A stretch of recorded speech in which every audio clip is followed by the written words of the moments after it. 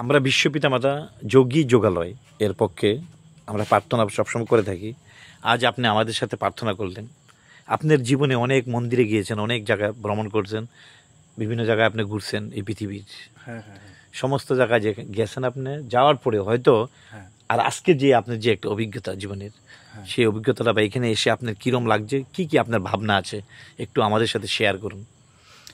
First of all আমি বলছি, এখানে এসে আমার খুবই ভালো লেগেছে যে আমি দক্ষিণেশ্বর বলুন, তারাপীঠ বলুন বা অনেকগুলি মন্দিরে আমি বিভিন্ন স্টেটে গিয়েছি, কিন্তু যাওয়ার পরেও আমি ওখানে যেটা ফিল হয়নি, আমি এখানে এসে অন্যরকম একটা আমার অনুভূতি হয়েছে যে সত্যি এখানে মন থেকে যদি আমরা ঠাকুরের যদি প্রার্থনা করি, এখানে খুব ভালো একটা কিছু আমরা রেজাল্ট ফিল করতে পারি বা নিজের মধ্যে সেরকম ইউনিভার্সাল আমাদের মধ্যে একটা কাজ করে, সেটা আমি ফিল করেছি।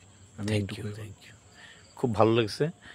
উনি যে বললো কথাটা, আপনারা সবাই জানেন আমি সবটাই ভিডিও করি। কার জন্য করি? মানুষের জন্য করি।